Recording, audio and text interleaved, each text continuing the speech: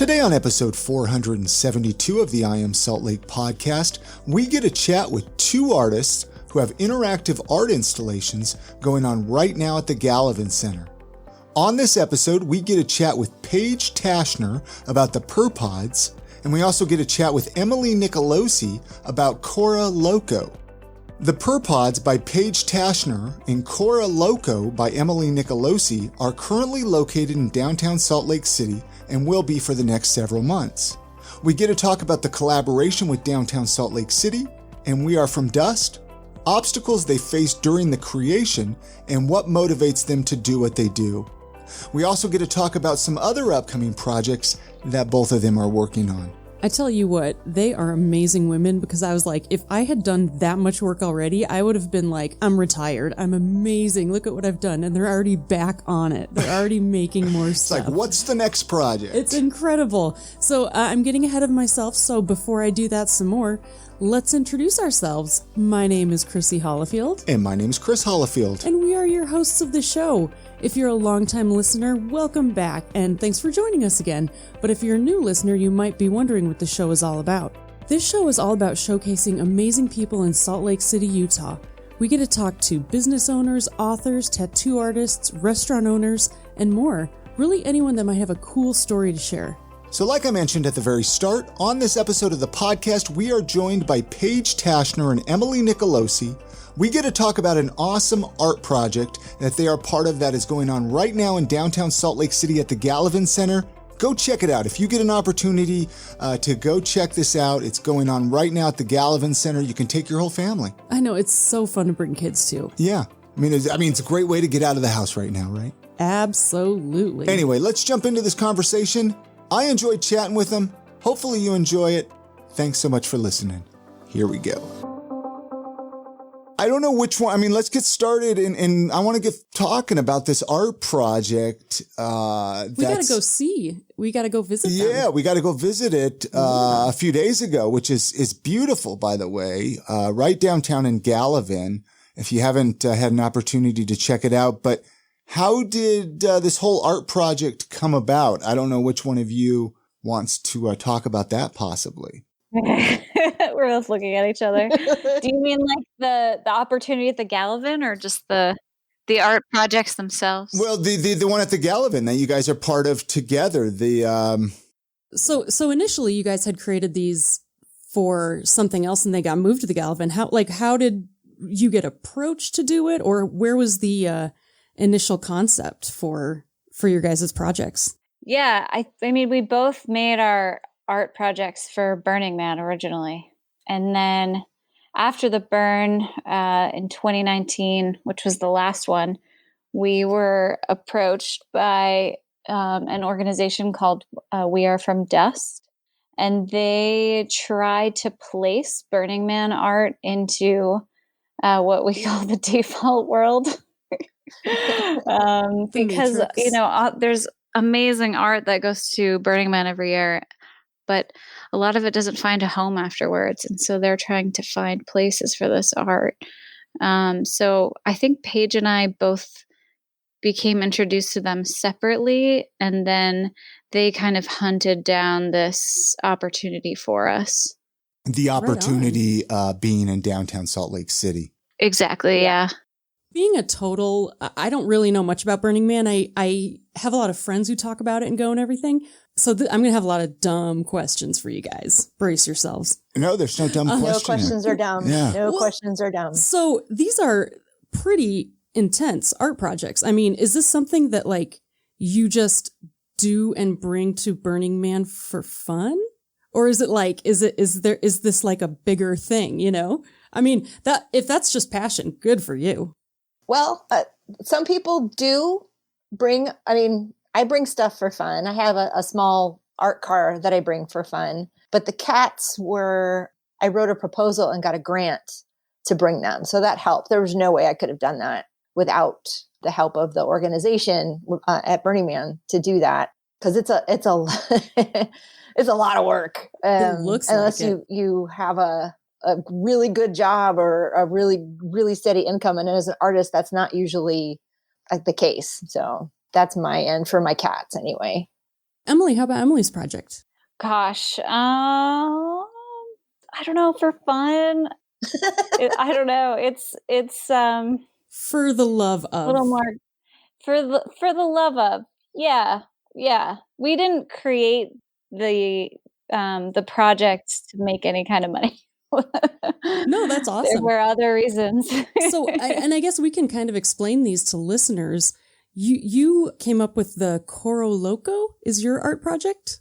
Yes. The 3-dimensional heart glittering with thousands of, I'm going to destroy this word, dichroic plexiglass squares. It sounds scientific. And so that's really cool. Sorry, I'm just doing a quick little intro to the art projects. And then the other one is the Purpods? The Purpods, yeah. Purpods.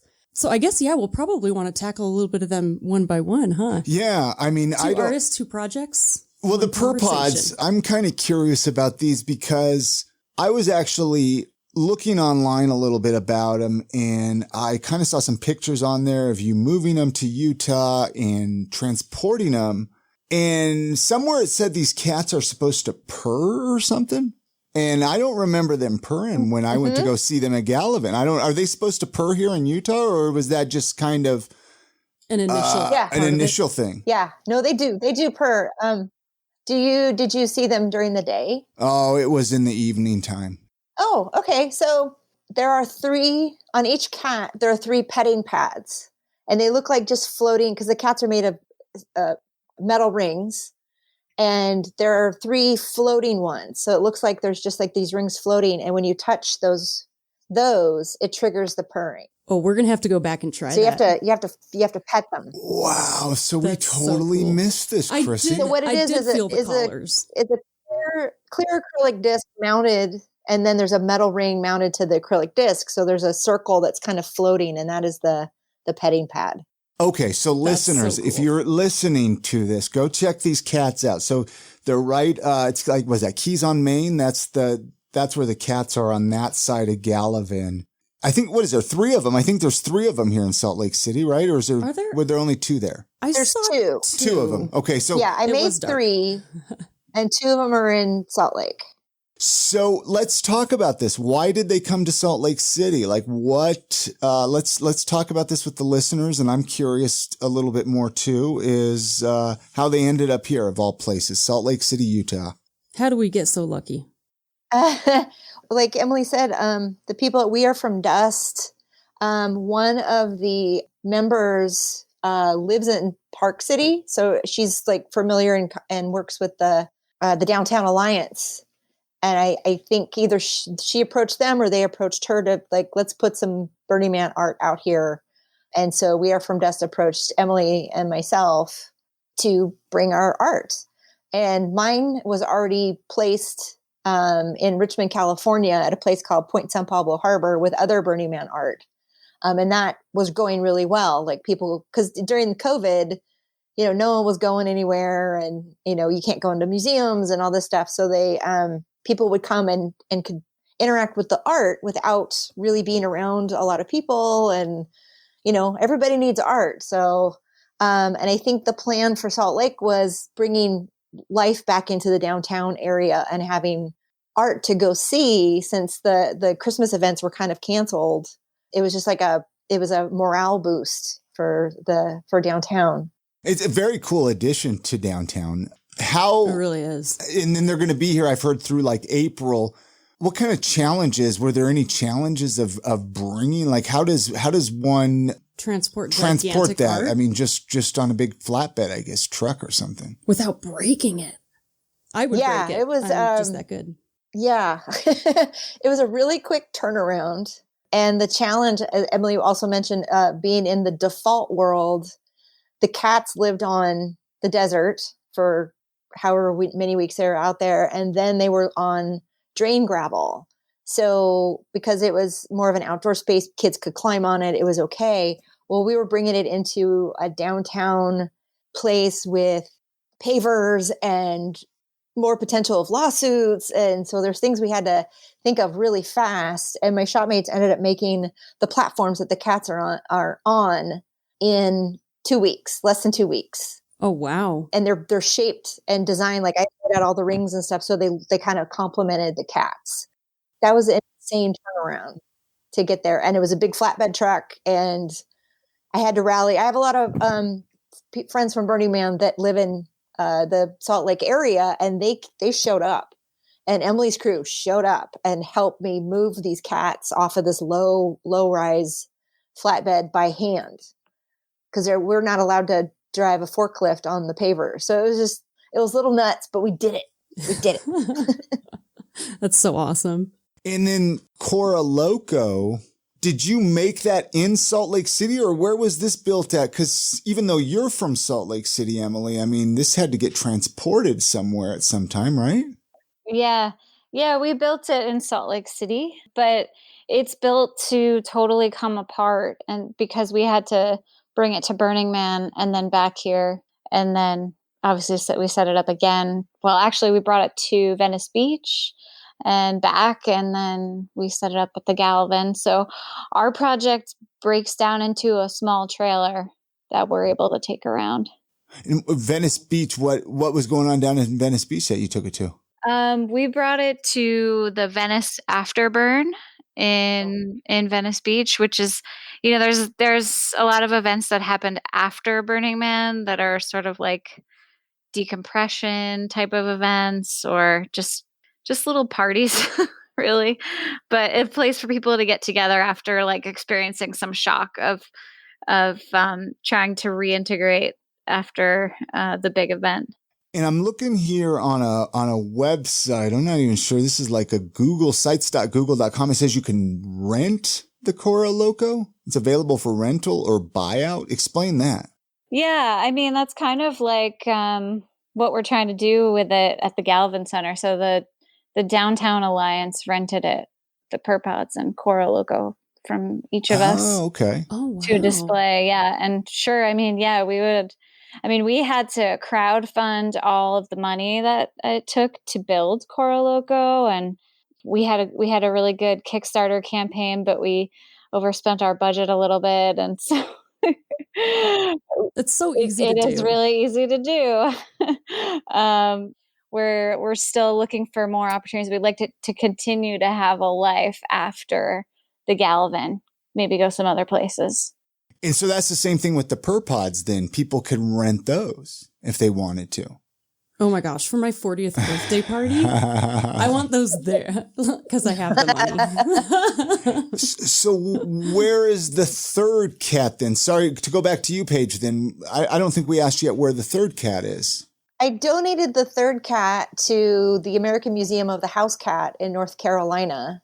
It's a museum. It's basically a personal collection of this gentleman who runs a no-kill cat shelter, and he helps the community like catch feral cats and fix them, and they do low-cost spay and neutering. It's like a program near and dear to my heart. And this gentleman actually reached out to Burning Man before it started and pleaded, anyone that has a cat sculpture, would you donate it so I can bring more people into my museum?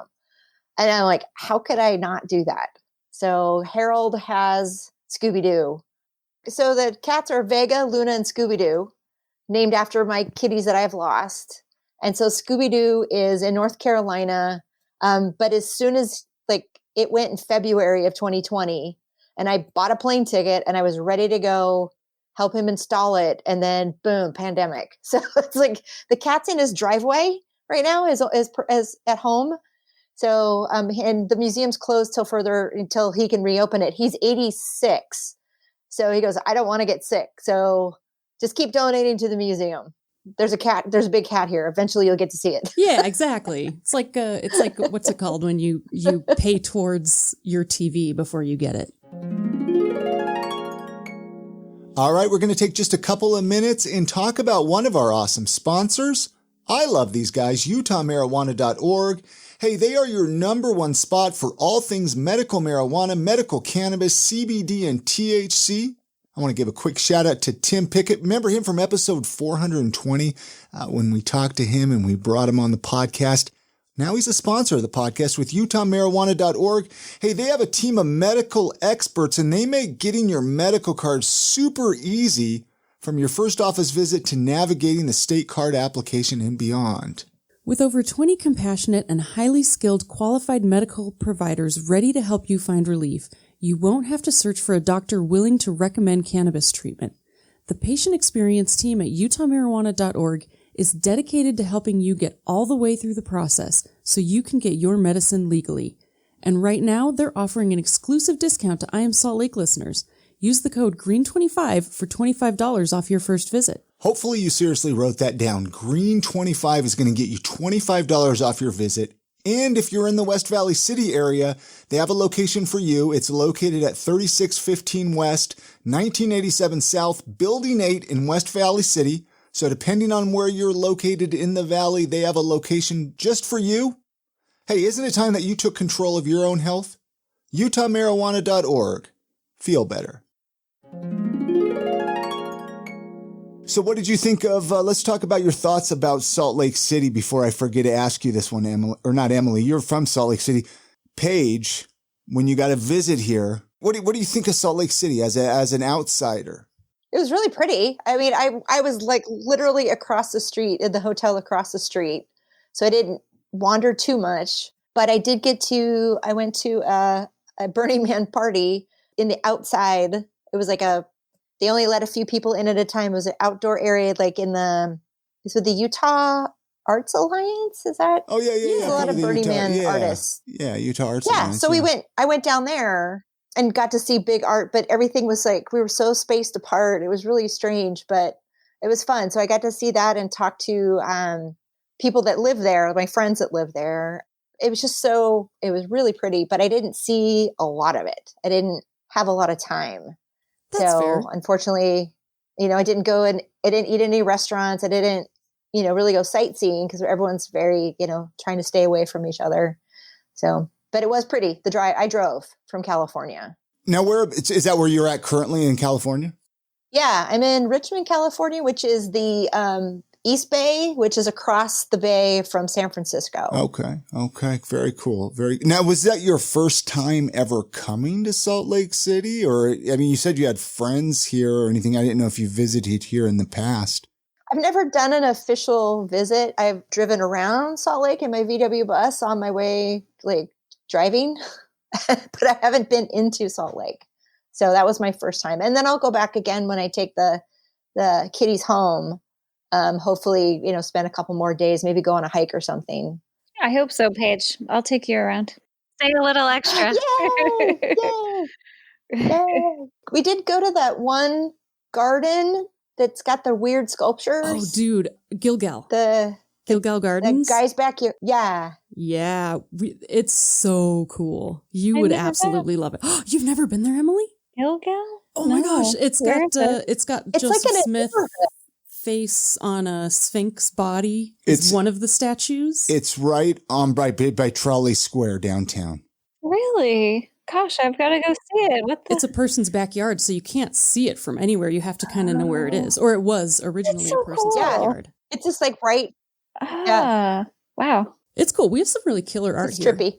Back to this Coro Loco. How long did something like that take to put together? Like from the to make it, to build it. I mean, what's the correct terminology there to say? Put it together? Yeah. To build it. Yeah. Oh gosh, it took a long time. For 6 months or so, pretty intensely working on it. I mean, it was a real like engineering challenge.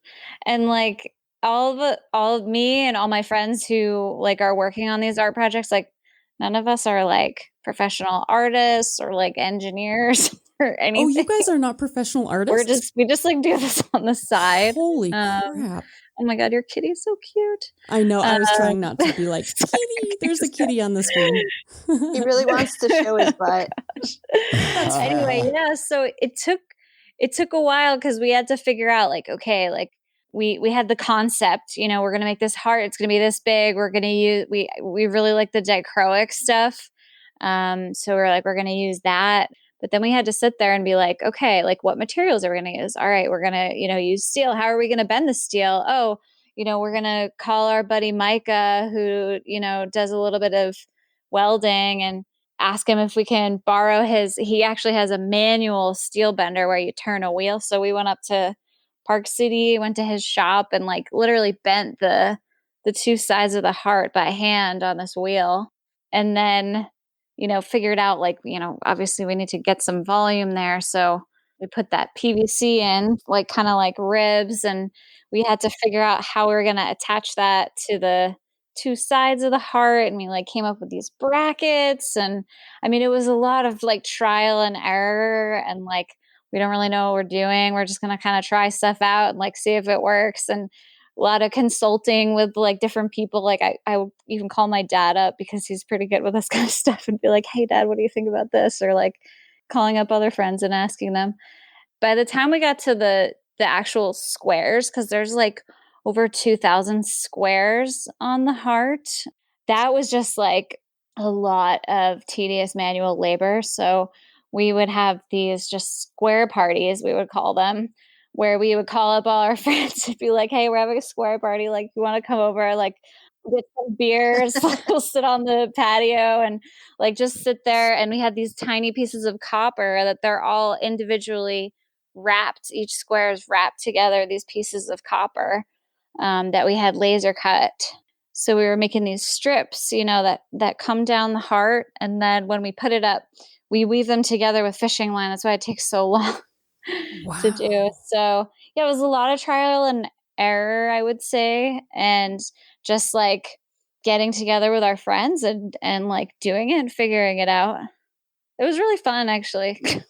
It's like looking at it. I mean, the shape of it, I can see all of the challenges that you're talking about. It's got such a really cool, unique heart shape.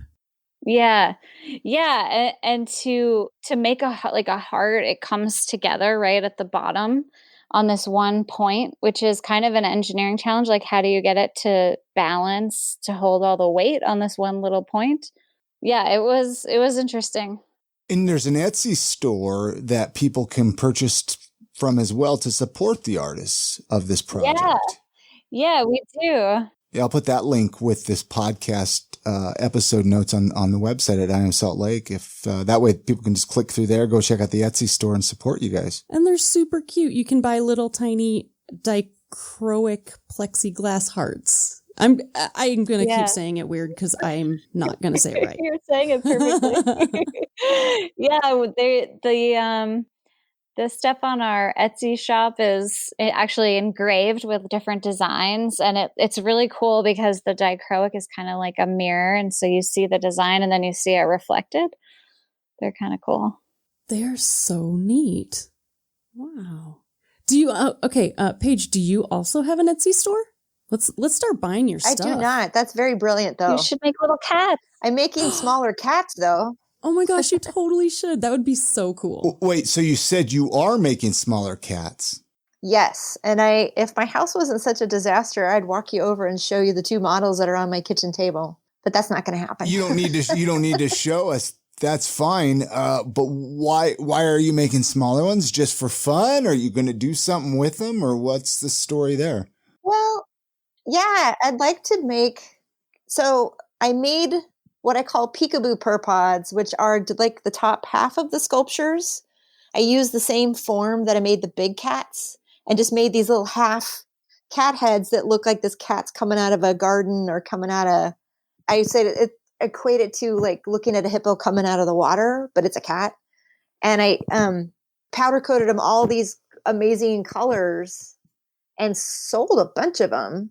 And then I have a bunch on my roof right now with lights on them. And they're really cool. So I'm like, I can transport, like 6 of these at a time. And I delivered them. It was awesome. And it was still a, pandemic thing, but I could just like, here's your cat head and drop it off. So I decided to make smaller cats. So they're more accessible. Like, people aren't going to be able to buy a giant 13-foot cat sculpture. I mean, even though they'd like to, but I don't think they want to do that. That's a really cool idea. So I'm making smaller ones, but again, like Emily was saying, it took a long time to figure out how to make the big cats. I'm not an engineer. I can barely weld. And as far as free forming stuff, I spent 6 hours trying to bend metal to a shape, and it's like, I better figure something out. Like, I had already received word that I was getting a grant, and I didn't know what I was going to do. So you got the grant without any pretty fast idea of how you were going to build it or what you were going to build? I had an idea, and I kind of had the idea of the materials, but I didn't have a clue what that would entail. I don't have the tools. Like, I would have had to borrow benders, and I tried. Oh my God, it was a nightmare. I didn't figure out I figured out how to do the form.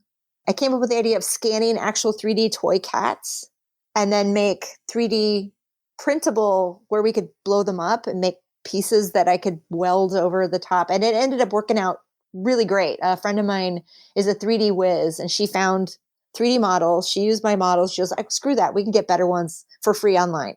So we found 3D models, and she found a free program that turns them into slices that you then convert them to be laser cut. So we made giant slotted wood cats. Then I paper mache'd with drywall plaster and welded over those so that wouldn't catch on fire. Oh, so I'm going to do the same thing, but a third scale. That sounds like a really intense process. It was nuts. I remember watching your progress on Instagram page. It was so cool the way that you did it. I'm sure it was really, I was like, wow, that is like a lot of work. But the way you did it was so cool. It's a lot of work. Well, I was just going to say, people can go to your Instagram and see the process of these cats, then it sounds like. Yeah, I try to document everything I do. It's Laser Eyes of Love. Laser Eyes of Love. All right. Man, looking at when you take pictures of cats and their eyes are glowing. Oh, yeah, the reflectors. Yeah. I try to document everything I do, so I want people to know I didn't know what I was doing. You can also do something you don't know how to do. Ta-da, here you go. To be fair, in these pictures, it really looks like you know what you're doing. It looks like very, very professional. It's so cool.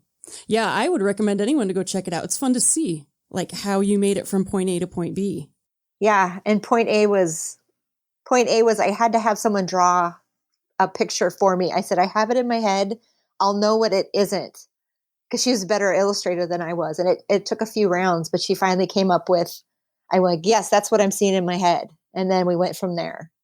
Any future projects? Do either one of you have like any future big projects? If you're not totally exhausted. That you care to share?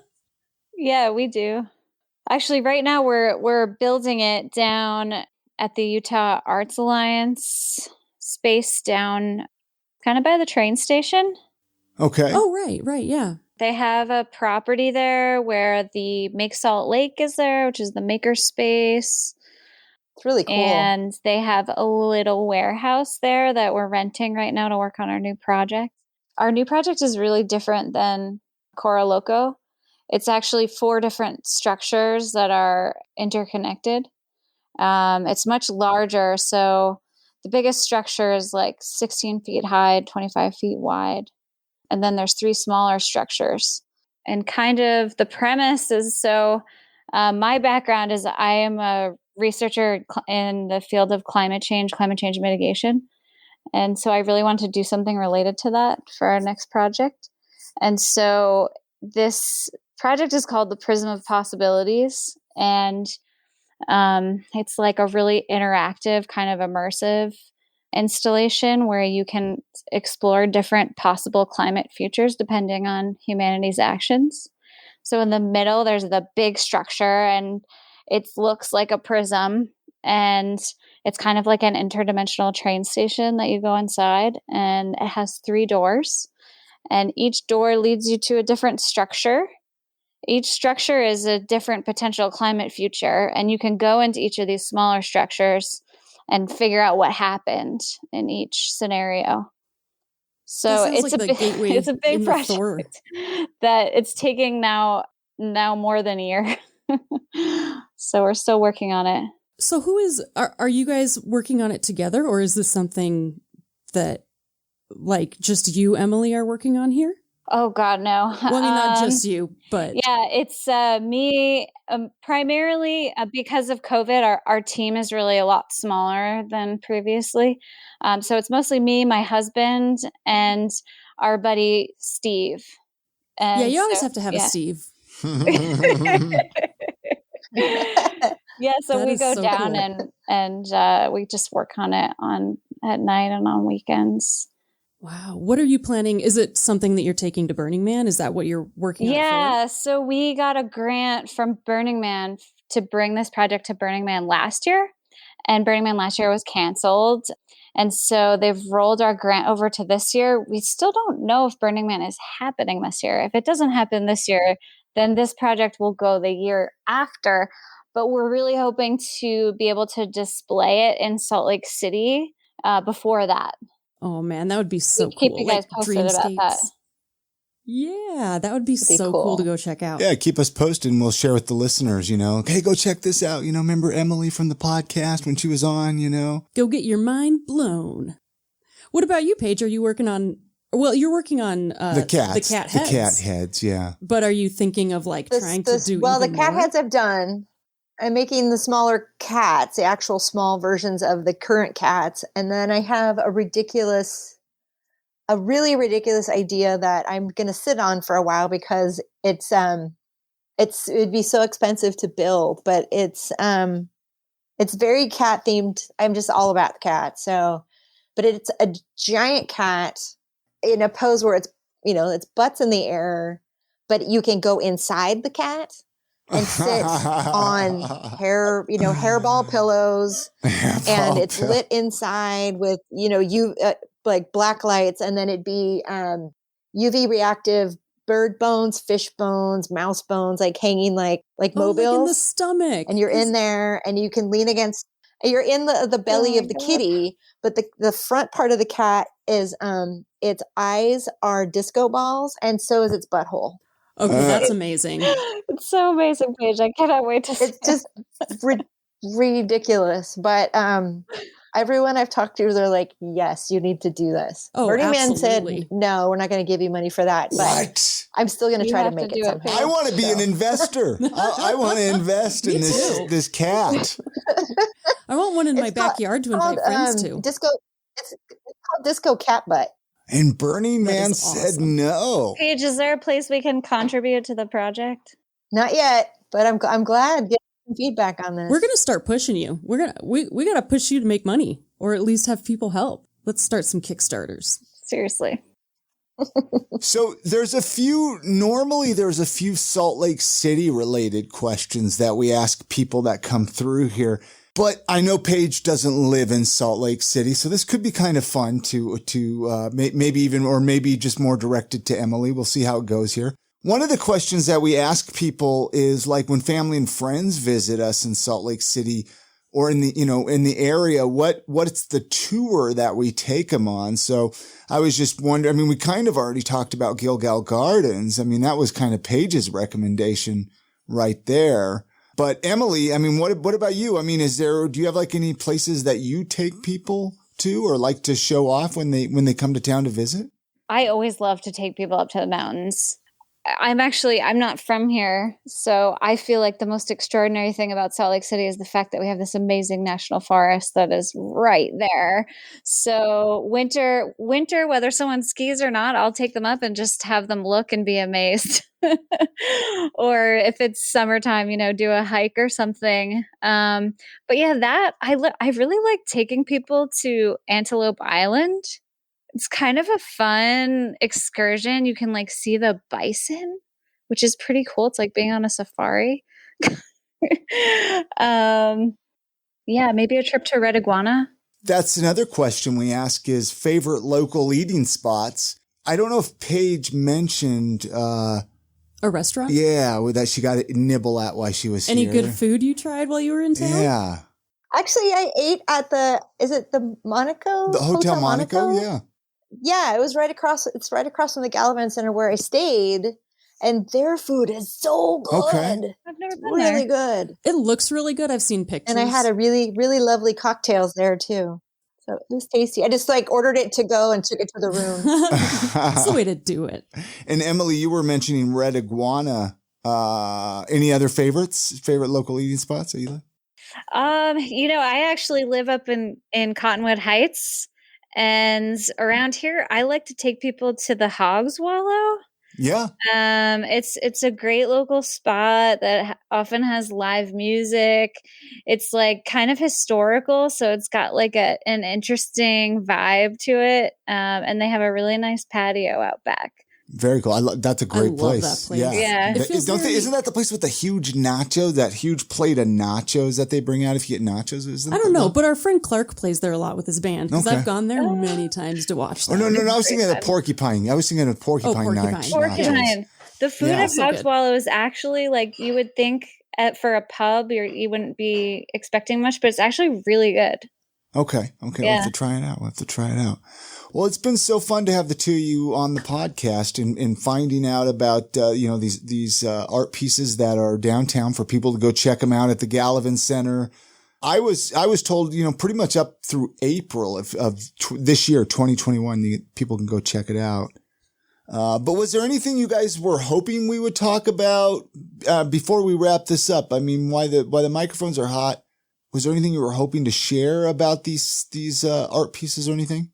I'll say one thing really quick, which I think both Paige and I were kind of both hinting at, which is that, both of us and our crews, doesn't have a lot of experience coming in to build these bigger art projects. And that's something that I think we both hope that people take away when they see our art. And that's kind of part of the real Burning Man spirit, which is just you have an idea and you just figure out how to do it. You don't have to be a professional. It's all about having this kind of self-expression and creativity and figuring out as a team.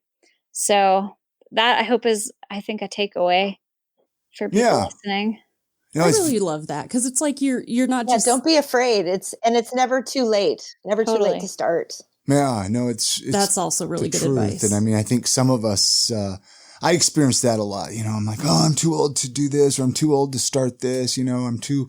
Or I never learned how to do it. So. Or I'm going to break my bones or something if I fall. Well, I'm still never going to ski because I am too old and I am a klutz. So that's not going to happen. Anything else? Snowshoe. Just do snowshoe. Yeah, that's nice and safe. Do you care to mention any website address that people can check out more of your stuff or any links? I know I have a lot of links that I'll put on the website at iamsaltlake.com. I know a lot of them are kind of hard to kind of rattle off vocally, but I don't know if there's any you want to share. Mine's pretty easy. It's perpods.art. Okay. And then I have my other project, Stardust, is wearestardust.art. And that's another Burning Man project that I did. But again, I hope that people understand that it's did not know what I was doing.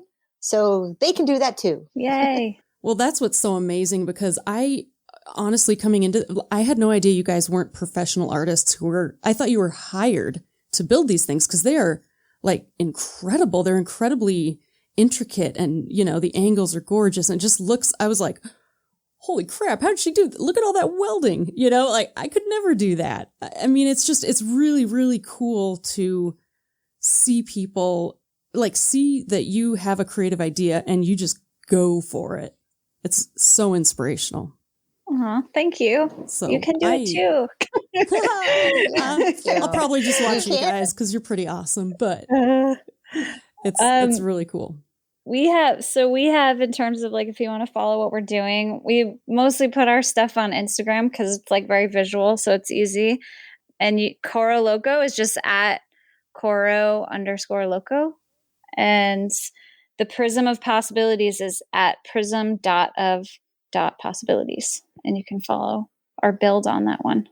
Very cool. Awesome. And like I said, I'll put all those links at iamsaltlake.com with this episode, links and notes pages and whatnot. So if people are driving or didn't get a chance to write it down, just go there. Awesome. Yeah, and this is you're going to want to check out this art. So yeah, seriously, this is a very visual thing for people to go check out and to go experience it. Go check it out down at Gallivan. It's worth the drive downtown, wherever you live. It's worth the parking. Go make a day of it. Go grab lunch somewhere. The little train goes right by there. That's true, right. too. You Hop can on take the tracks, get off right there. The KUTV Channel 2. What is that stop? The Main Street? Is that? I don't know what. Probably. But, yeah. Well, very cool. Chrissy has a final question that she asks everybody that comes through. I'm going to have her ask you, the both of you, because I'm sure you guys could give some sort of answer. Anyway. Some sort of advice. Yeah, I'll let Chrissy take it away. Thank you for doing the podcast with us. And you guys have a great rest of your evening. Thanks, Chris. Thank you. You bet. Yeah, seriously, thank you guys so much. This was really, really fun. I love hearing all of your stories and like how you actually did everything. Before we let you go, could you each leave our listeners with a piece of life advice or a motto that you live by? Readdressing it's never too late to do something creative or try is always ask for help.